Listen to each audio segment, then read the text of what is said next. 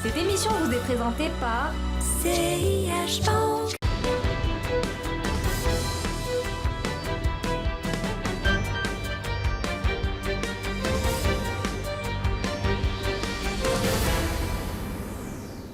Bonjour à toutes, bonjour à tous et bienvenue sur Bourse News. Aujourd'hui, on parle blockchain et crypto actifs avec un invité de choix. Il s'agit de Badr Bellaj qui est spécialiste de la blockchain au Maroc, peut-être même le spécialiste en la matière au Maroc, et puis dirigeant de la société MChain qui est spécialisée dans la blockchain. Bonjour, c'est Badr. Bonjour, c'est Adil, c'est toujours un plaisir d'être avec vous. Merci, tout le plaisir est pour moi. Alors on va discuter aujourd'hui de ce fameux projet de loi pour encadrer les cryptos actifs ou crypto-monnaies au Maroc, qui est lancé par la Banque centrale, en tout cas encadré par la Banque centrale.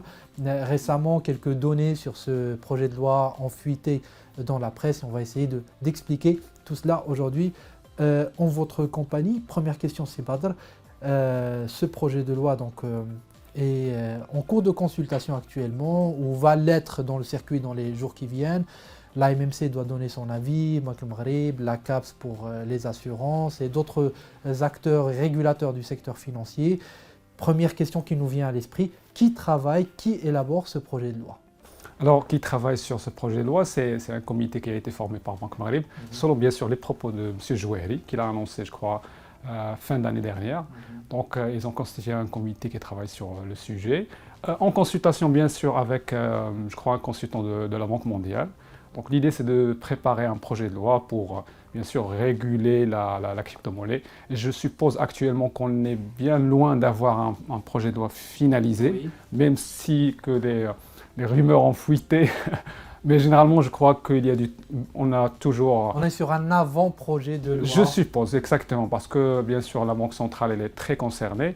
Mais je crois qu'actuellement, on a, bien sûr, préparé une première version, mais on a besoin du temps pour la finaliser. La finaliser, ok. Ouais. Alors, qu'est-ce qu'on doit retenir des éléments actuels de ce projet de loi, si on devait retenir les principaux faits marquants de ce projet? Alors, je rappelle que le projet de loi n'est pas accessible au public. Alors, donc, on doit faire des pronostics en quelque sorte, en se basant sur les réglementations existantes. Parce que généralement, le Maroc, même si Jouahri a dit on va préparer une définition marocaine de la crypto-monnaie, mais généralement, ils vont se baser sur les réglementations existantes. On ne peut pas réinventer la roue. Bien sûr, exactement. Il n'y en a pas plusieurs. Actuellement, il y a la loi Pacte, la loi française qui a été adoptée en 2019, si ma mémoire est bonne.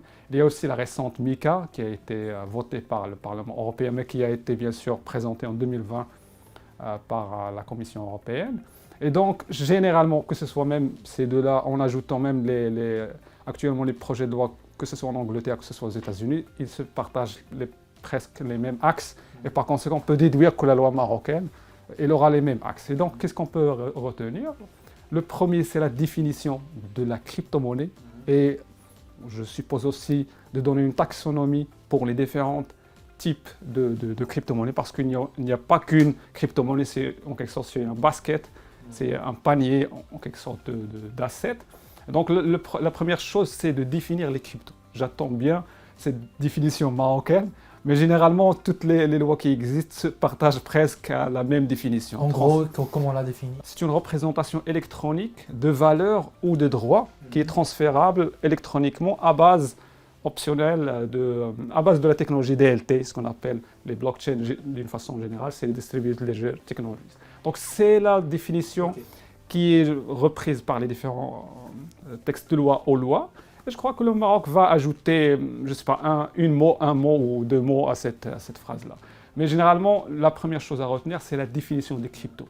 C'est de ça dont vont découler beaucoup de choses. Beaucoup de choses, exactement. Parce que ça a des répercussions sur quel texte de loi qui s'applique, etc. Parce que les crypto-monnaies, comme j'ai dit, ne sont pas de même nature. Il y a ceux qui sont plus des instruments financiers, d'autres qui sont des monnaies, etc. etc. Et donc, la définition, elle est importante. Par exemple, dans MiCA, on définit ce que c'est les crypto-monnaies, mais on définit aussi des types. Par exemple, la monnaie électronique, les assets référencés, par exemple, par un bien ou une devise, et les cryptos, les autres cryptos. Donc, la définition, elle est très importante.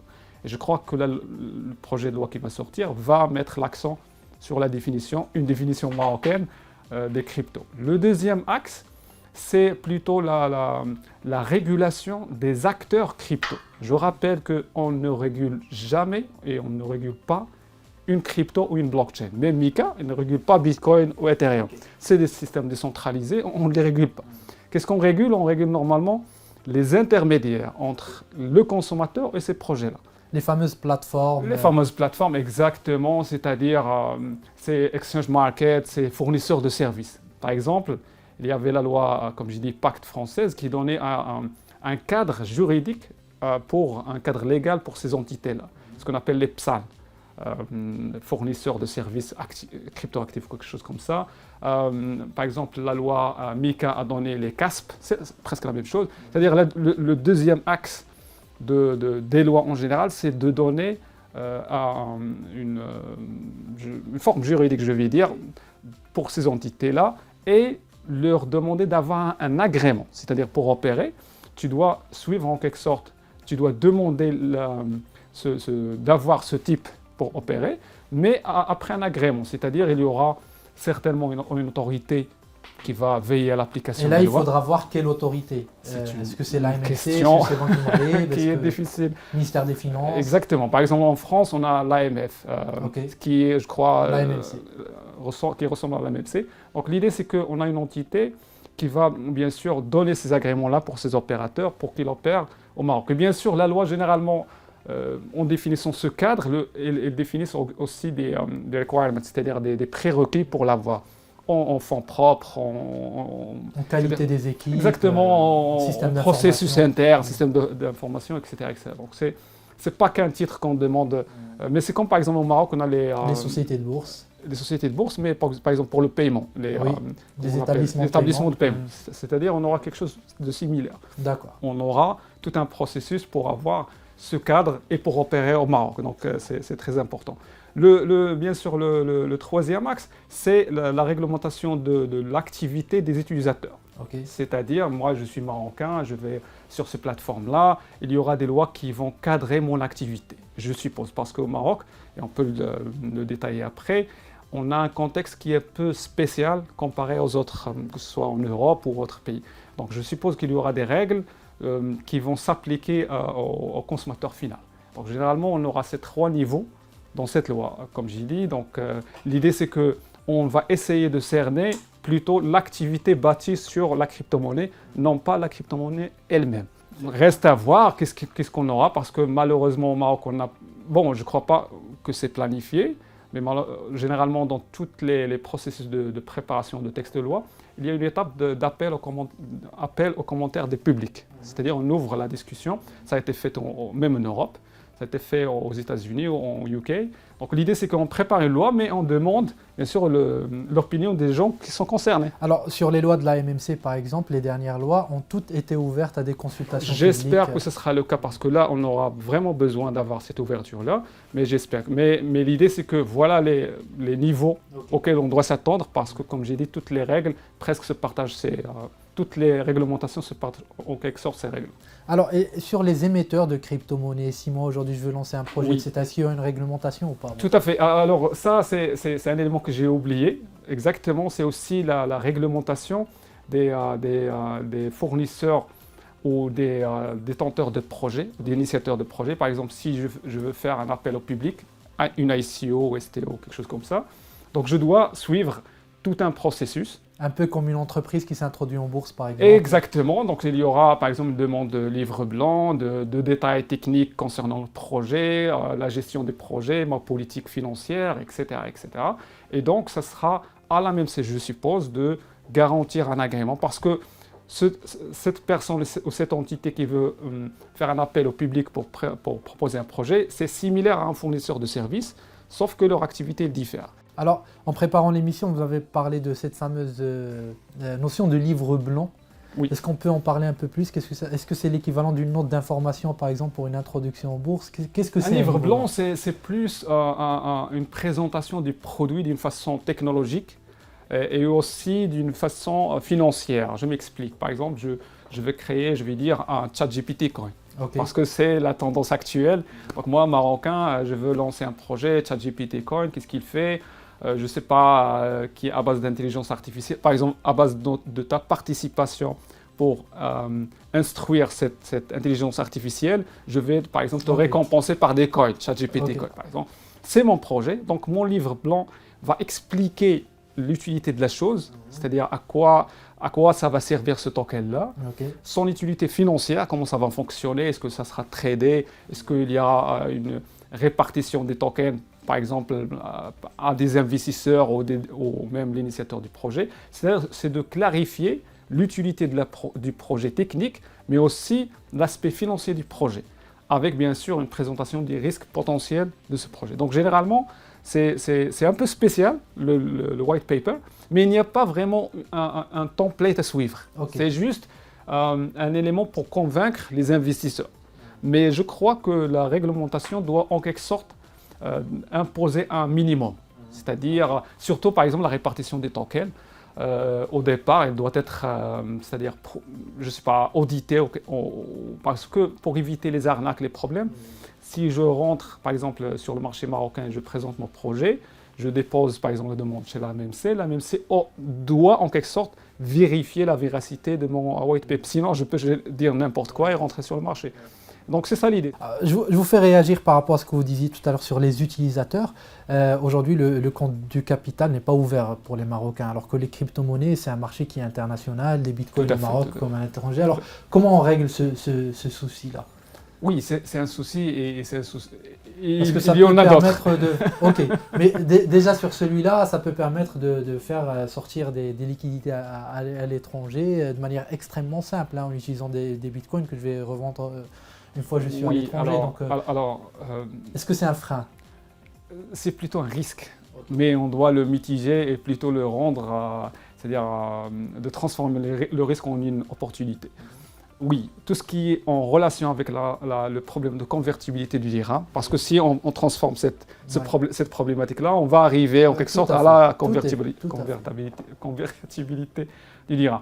Donc, oui, on doit bien sûr essayer de réguler la chose. C'est pour ça il faut avoir une relation sereine, que ce soit avec le client et de confiance, que ce soit avec les opérateurs qui vont s'implémenter au Maroc. C'est-à-dire de trouver des formules qui vont bien sûr protéger l'économie nationale, mais aussi ne pas jouer le rôle d'un frein pour que cette réglementation soit consommée par l'utilisateur final. C'est possible à votre avis? C'est un compromis difficile à avoir.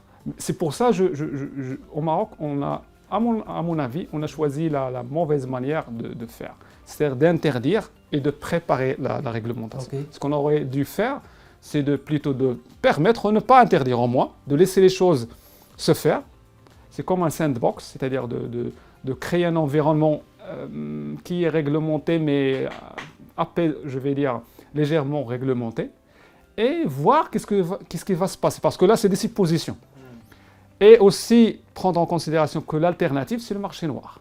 C'est-à-dire c'est ce qui se passe, c'est ce qu'on a. Exactement. Donc si tu as cette crainte-là que la devise va s'envoler, etc., rappelle-toi qu'on a un marché noir actuel qui est très actif. L'État est en train de réglementer les choses, mais il doit avancer des formules qui sont acceptables par le grand public. Mais comme j'ai dit, on peut mettre en place des règles de gestion avec ces opérateurs-là qui vont rentrer, inciter bien sûr les utilisateurs finaux pour qu'ils, bien sûr, adoptent cette réglementation dans le sens... Parce que si on prend les profils, parce que nous, en interne, on a fait quand je dis en interne avec mon équipe, on a fait une étude pour voir le profil d'utilisateurs des cryptos. En général, c'est des jeunes qui ne cherchent pas à aller en Europe, de faire de la fuite de devises, mais c'est plutôt des gens qui veulent soit payer sur Internet, soit améliorer leur situation financière. C'est des gens plus intéressés par rapatrier de la devise que d'envoyer. Donc l'idée, mais bien sûr le risque il est là. Mais là on est dans un marché qui est au noir, sous le manteau. Quand on aura un marché qui est plus organisé et surtout légal, peut-être que les choses vont évoluer et qu'on aura de gros acteurs qui vont bien sûr, les acteurs vont s'y mettre, c'est sûr et certain. Et c'est pour ça qu'on peut avoir une régulation pour les entreprises et les entités et une autre pour les particuliers. Par exemple, en Europe, actuellement, on a ce qu'on appelle les stablecoins. On a des stablecoins à base d'euros, mais c'est pour les grands opérateurs, les entreprises. Donc l'idée, c'est que rien n'empêche qu'on peut définir un framework juridique pour les particuliers, un autre pour les personnes morales ou les entreprises ou quoi que ce soit. Mais l'idée, c'est que la réglementation doit doit avoir des incitations pour qu'elle soit acceptée. Parce que si c'est déconnecté de la réalité, ça ne va pas marcher. Si ça répond si pas aux c'est besoins non donc plus. déconnecté et si c'est une réglementation juste pour réguler et pour plutôt interdire implicitement, Oui. ça ne va changer rien. Ouais. Et donc j'espère que ce sera une réglementation qui est positive. C'est pour ça que j'aimerais qu'il y aura une ouverture au public d'écouter surtout ces jeunes-là. Parce que la jeunesse souffre du non-convertibilité Oui. du dirham. Ils souffrent énormément. Et donc pour eux, la crypto, c'est une solution à ce problème. Si demain la réglementation va ouvrir, je vais dire le jeu en quelque sorte, et permettre à cette jeunesse d'avoir des comptes en crypto, et bien sûr de réglementer la chose et éviter à penser taxes, et vraiment à éviter à penser taxes, au moins au début, pour les encourager. Comme ça, on peut créer un écosystème local et bien sûr la prendre comme une expérimentation parce que c'est une première réglementation. On va expérimenter ce qui va se passer. On ne doit pas mettre des suppositions. Oh, demain, on aura une fuite de devises, etc. Mais on doit tester sur le terrain. Peut-être le terrain va se comporter différemment. Comme par exemple le mobile money, on a supposé qu'il va faire ceci, là, et il a fait cela. Exactement. Donc l'idée, c'est que on doit prendre toujours conscience que c'est une première réglementation. On peut itérer, mais on ne doit pas être restrictif. Alors, les Européens, justement, ils viennent de lancer une nouvelle réglementation. Qu'est-ce qu'ils ont fait? Alors, MiCA, c'est donc l'idée Market in Crypto Asset. Donc l'idée, c'est une réglementation qui a pris beaucoup de temps pour qu'elle soit réalisée. Auparavant, il y avait chaque pays qui a sa propre réglementation. Par exemple, en France, ils avaient la loi Pacte, qui donnait un cadre, ce qu'on appelle les PSAN pour les opérateurs crypto. Bien sûr, les cryptos, elles étaient autorisées. Mais le problème, c'est que chaque pays avait sa propre réglementation. Donc l'Europe a voulu harmoniser en se basant sur ses expériences, ce qui est important. Oui. Donc tous les pays ont laissé jouer, ils ont appris, ils ont en quelque sorte monitoré l'activité et ils se sont mis d'accord sur une nouvelle réglementation européenne. C'est une première qui a été votée parce que pas mal de pays qui ont actuellement au même niveau que le Maroc, c'est-à-dire en projet de loi, mais vraiment 2023-2024, ce sera les années de la réglementation de la crypto. Et donc, ces pays-là se sont mis d'accord récemment sur MiCA. C'est presque les mêmes axes que je viens tout à l'heure de lister, c'est-à-dire les statuts pour les fournisseurs de services, bien sûr la réglementation les opérateurs qui veulent lancer des projets, des stablecoins, etc. Mais ces pays-là n'ont pas les mêmes problèmes que le Maroc. On n'a pas de problème de convertibilité, les lois de change, etc., etc. Mais généralement, ces gens-là, ils ont créé un environnement, c'est-à-dire ils ont essayé d'appliquer les lois existantes sur la crypto. Après un moment, ils ont vu comment les choses s'épanouissent et ils ont décidé, voilà, il est temps de réglementer la chose parce que actuellement on est arrivé à la conviction que les cryptos c'est pas des choses qui vont disparaître avec le temps. C'est quelque chose qui va rester avec nous. Donc cette conviction-là a poussé l'Europe à créer cette réglementation, mais on doit retenir que cette première réglementation va inciter pas mal de pays à rejoindre cette initiative. Pourquoi? Parce qu'actuellement il y a, je vais pas dire une guerre, mais une compétition au niveau international pour être le leader dans le marché. Oui. On a l'Europe, actuellement l'Europe et les États-Unis sont en guerre concernant les stablecoins. La majorité des stablecoins actuellement se base sur le dollar. Le stablecoin, c'est une monnaie à valeur fixe. Un stablecoin, par exemple, égale $1. C'est juste une représentation digitale. Et à peu près 80% des stablecoins sont dénommés en dollars. Et l'Europe ne veut pas rater cette guerre-là. Et ils ont avancé MiCA, et même ils ont contré ces stablecoins pour promouvoir les stablecoins en euros et pour promouvoir en quelque sorte cette industrie crypto à base de l'euro. Parce que, et ça on peut discuter les risques, parce que dès que tu transformes une monnaie en crypto, en stablecoin, ça devient une devise internationale, mais ça devient une devise qui a un impact concurrentiel énorme comparé à tout type de monnaie aux moyens de paiement bancaire, machin confondu.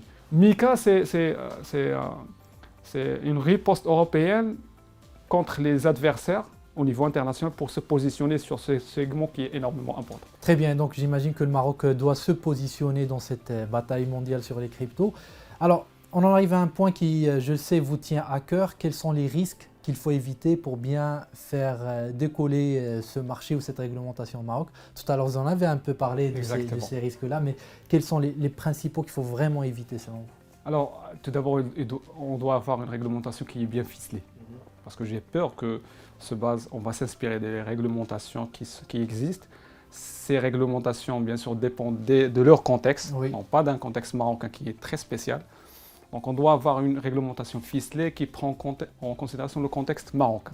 On a un dirham non convertible, on a un marché financier un peu spécial, des règles de jeu qui existent, donc il faut quand même les prendre en considération. Donc les risques, tout d'abord, on doit commencer avec le problème de convertibilité. On l'a annoncé tout à l'heure.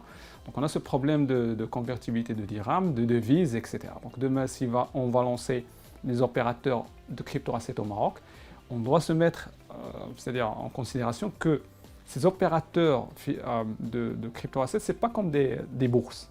C'est-à-dire tu rentres, tu achètes, tu vends, et tu entres en dirham, tu sors en dirham. Là, tu entres en dirham potentiellement, mais tu peux sortir avec crypto. Oui.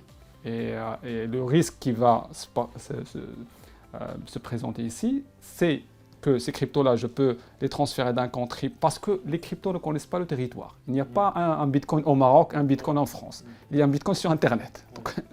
Donc dès que j'ai un bitcoin, il n'existe nulle part. Il n'existe pas dans un pays. Et donc je peux avoir des bitcoins et sortir ou entrer. Ça va créer de la compétition ou la concurrence avec les services existants. Ça, c'est un risque. Oui. Surtout tout ce les qui est transferts notamment. Exactement, transferts transfrontaliers, la vente et l'achat de devises. Oui. Et tu peux déduire les autres. Donc l'idée, c'est qu'on aura une concurrence un peu déloyale. Je ne vais pas dire le terme déloyal, mais il a été utilisé par Mika. Donc ces gens-là, ils ont eux aussi dit, voilà, pour avoir une concurrence loyale, on doit mettre les mêmes règles dans les deux côtés, en quelque sorte. Donc ça, c'est un premier risque. Le deuxième risque, c'est que ces assets-là peuvent être des instruments financiers. Et donc, parce qu'il y a des montages sophistiqués. On peut avoir des cryptos avec des montages sophistiqués. Ce n'est pas que des crypto-bitcoin. Il faut bien sûr connaître tout l'écosystème. Donc il n'y a pas que Bitcoin et Ethereum qu'on connaît, mais il y a des tokens qui sont liés à des montages financiers, il y a des stablecoins, etc., etc. Donc l'idée, c'est que la loi doit prendre, comme l'a fait Mika, Mika, il a essayé d'adresser un maximum. Et donc l'idée, c'est qu'on doit prendre cette taxonomie, cette différenciation des lois qui vont s'appliquer à ces différents types de crypto et de les mettre dans le contexte marocain. Par exemple, on a les lois qui s'appliquent aux instruments financiers. Par exemple, si j'ai une crypto-asset qui est plus un instrument financier qu'une monnaie ou un token, déjà qui va décider est-ce que c'est un instrument ou non. Et si oui, quelles règles vont s'appliquer? Parce que là, on aura une intersection, en quelque sorte, entre cette réglementation-là et les réglementations qui sont en vigueur. Et croyez-moi, les gens de la crypto sont très intelligents pour dépasser les lois actuelles. Quand vous dites instrument, ça veut dire qu'on peut le revendre, qu'on peut faire du trading bien dessus, sûr, bien sûr. Par exemple, aux États-Unis, ce qu'on appelle les securities. Actuellement, il y a un débat énorme aux États-Unis de dire ce qui est securities, ce qui n'est pas. Même le président du SEC, SEC, il a dit toutes les cryptos, inclus tokens, machin, sont des securities, except Bitcoin. Okay. Mais c'est tout un débat parce qu'il n'y a pas un framework qui va te dire ceci est je ne sais pas le terme sécurité en français, mais c'est comme un titre ou quelque chose comme ça. Un titre. Exactement. Donc l'idée, c'est que moi, demain, une entreprise, je peux lever des fonds en lançant une opération STO et je vais bien sûr donner des tokens. Est-ce que ça sera considéré comme des instruments financiers ou non? C'est bien pour les entreprises parce que je crois que tu peux actuellement, avec ce montage, surtout pour les startups, lever des fonds sans diluer ton capital. Oui. Mais le débat, il est là. C'est-à-dire, est-ce que cette réglementation va prendre en considération ces intersections ou non? Parce que si oui, qui va le faire et comment? Sinon, on aura des problèmes.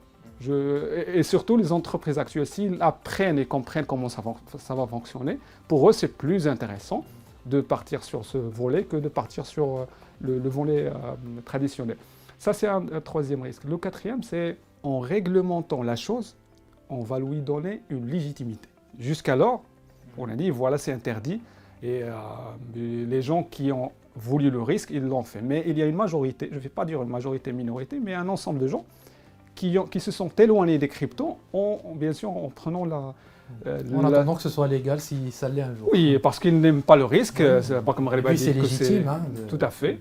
Mais là, tu sors une réglementation, tu vas donner de la légitimité à ces cryptos. Donc tu vas exposer ces gens-là à la crypto qu'hier tu disais que c'était risqué. Alors, qu'est-ce que tu vas faire? Tu dois mettre en place des règles pour les protéger. Par des règles, bien sûr, on va prendre tout ce qu'on a des réglementations, machin, etc.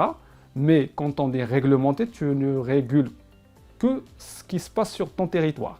Mais ce qui entre d'en dehors, c'est un danger. Oui. Par exemple, on aura, et ça arrive au Maroc, et on a ce qu'on appelle les influenceurs qui font la promotion des scams. Et on a pas mal de scams ici actuellement au Maroc. Les scams, c'est des arnaques. C'est des arnaques, exactement le terme en français, c'est des arnaques.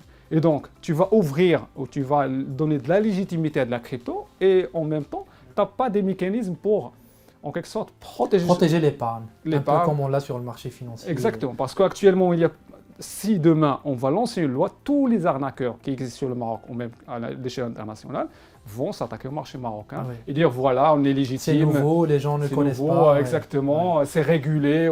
Et les gens, bien sûr, ne vont pas creuser. On a énormément de projets. Bien sûr. Donc ça, c'est un risque énorme. Donc si on veut réguler la chose, on doit prendre en considération des mécanismes pour les protéger. Un des mécanismes, comme l'a fait la France récemment, c'est un projet de loi pour, en quelque sorte, bien sûr, essayer de donner un cadre pour les influenceurs qui font de la promotion aux crypto-monnaies. C'est-à-dire tu seras impliqué en cas où ce projet s'apparaît un scam ou une arnaque. C'est-à-dire tu auras une responsabilité. Et donc ça, on doit avoir quelque chose comme au Maroc. On a eu pas mal de scandales récemment, des gens qui ont promu des arnaques pures et dures, c'est-à-dire des arnaques qu'on peut distinguer dès le premier jour. Et donc on doit protéger d'autres risques. Donc on a aussi le fait que les transferts, bien sûr, vont plutôt avoir comme j'ai dit, une concurrence déloyale avec les services existants. Mais le problème, c'est que si demain des opérateurs s'implémentent au Maroc, on doit avoir des entités ou des autorités qui ont la capacité de juger, que ce soit les projets, de renforcer les règles, parce que, comme j'ai dit, en crypto, c'est facile de bypasser toutes les lois. On doit en quelque sorte avoir des régulateurs qui ont de la connaissance blockchain crypto. Ce n'est pas des gens qui vont décider à base, je ne sais pas, d'un tableau de bord ou d'un fichier ou d'un document, mais c'est des gens qui doivent connaître vraiment comment... Il va falloir renforcer les connaissances, les équipes. Tout à fait. Moi, j'ai vraiment peur que demain, si on autorise, je ne vais pas dire je ne vois pas de compétences chez ces régulateurs, mais il faut s'assurer en tout cas exactement, on doit avoir vraiment, on doit les renforcer, on doit avoir toute une équipe dédiée à ce travail-là. Ce n'est pas un jeu d'enfant. Donc ces risques-là, généralement, comme j'ai dit, on peut les mitiger, mais une première version doit prendre en considération que c'est une expérimentation, mais on doit préparer une deuxième. Il y a un droit à l'erreur qu'on devra corriger par la suite. C'est bien clair, c'est très anglo-saxon comme approche. Oui. D'ailleurs, vous avez beaucoup opéré sur le marché anglo-saxon, notamment à vos débuts. Et vous avez travaillé sur plusieurs projets, certains sont médiatisés récemment, etc., sur les blockchains au Maroc, même à l'étranger. Et j'aimerais bien, et finir là-dessus, Badr Billah, vous demander, qu'est-ce que vous constatez, vous, sur le marché marocain en matière de blockchain aujourd'hui? Est-ce qu'il y a une prise de conscience de la part des acteurs? Et surtout, quels sont les types d'acteurs aujourd'hui qui commencent à s'intéresser à la blockchain au Maroc? Peu de gens connaissent au Maroc. C'est que le Maroc est l'un des pays, je vais dire, qui bien placé sur le segment blockchain, contrairement à ce qu'on peut voir. C'est-à-dire il y avait pas mal de projets qui ont été réalisés, il n'y avait pas de médiatisation.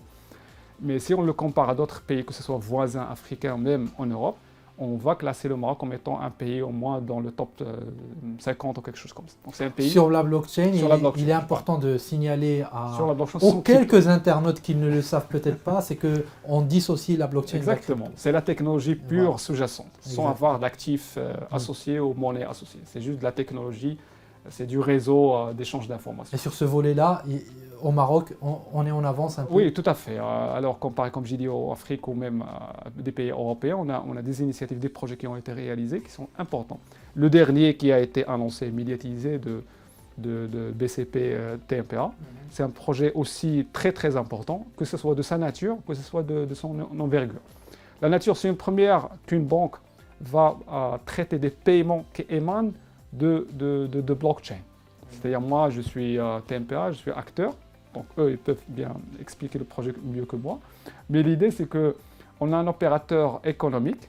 Donc Tangemed en l'occurrence. Par exemple, qui a sa blockchain ou la blockchain partagée avec ses clients, ses partenaires, et qui ont des smart contracts, ce qu'on appelle des contrats intelligents. C'est des scripts de code qui codifient les règles de dépenses ou de paiement. C'est-à-dire le paiement devient automatisé selon des règles prédéfinies dans des contrats qui tournent chez un ensemble d'acteurs.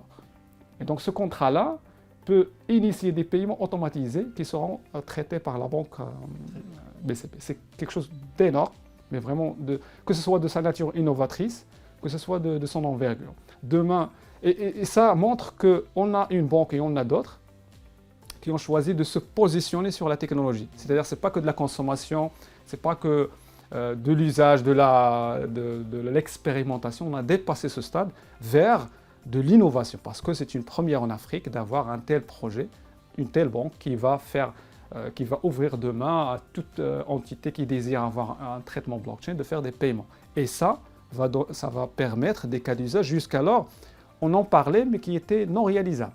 À l'occurrence, tout ce qui est cadastre, tout ce qui est paiement.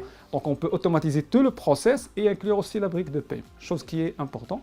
Et j'ajoute juste en dernier, comme j'ai dit, ça c'est juste un exemple, mais on a même des instances publiques qui ont des projets blockchain, mais qui ont choisi de ne pas, bien sûr, faire de la communication dessus, parce que quand même c'est une technologie récente et on aime éviter le risque. Et donc, comme j'ai dit, donc, le dernier point auquel j'aimerais attirer attention, c'est que la réglementation marocaine, j'aimerais aussi qu'il adresse le volet blockchain DLT. MiCA, par exemple, qui est actuellement référence, n'a pas adressé ce volet, mais l'Europe, ils ont créé tout un framework, ce qu'on appelle un DFP, c'est-à-dire un framework juridique qui comporte MiCA, mais qui comporte d'autres frameworks juridiques. À l'occurrence, il y a ce qu'on appelle DLT Pilot, c'est-à-dire un sandbox juridique pour tout ce qui est tokenisation des assets financiers sur blockchain. Donc c'est un projet européen avec une réglementation qui est une première réglementation, mais c'est un projet pour avoir à la fin une réglementation dédiée à la blockchain, parce que DLT c'est le terme qui englobe blockchain et des technologies similaires. Et donc on essaie aussi de réglementer demain la technologie elle-même. Okay. Donc j'aimerais aussi le Maroc prenne conscience de ce point. Pourquoi? Parce qu'actuellement, on a une industrie qui est énorme, que ce soit crypto, qui est à peu près 2 trillions, 3 trillions de dollars, mais on a une autre industrie qui est plus importante, qui est toute la technologie blockchain. Et cette technologie ou cette industrie, pourquoi il a pris beaucoup de temps pour s'implémenter? Pour une simple raison, c'est pour l'absence de la réglementation. Parce qu'on n'aura pas par exemple des opérateurs qui vont innover si on n'a pas un cadre juridique présent. Là, dans l'exemple que j'ai donné ou les autres exemples qui ont été faits, ils se sont quand même ils ont joué dans ce qui est permis actuellement. Mais si demain on offre aussi une réglementation, par exemple, qui donne une force probante au smart contract, on pourra vraiment ouvrir la porte à de l'innovation extrême et attirer les acteurs internationaux. Rendre ces smart contracts plus légitimes.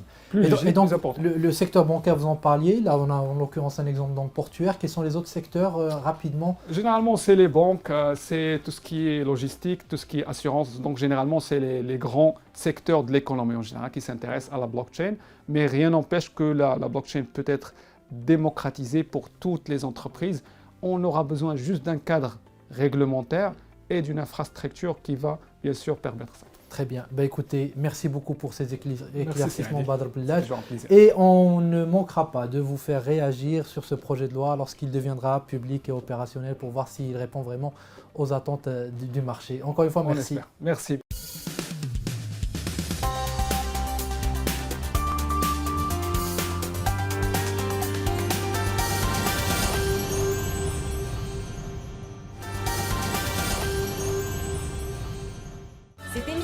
été présenté par CIH Bank.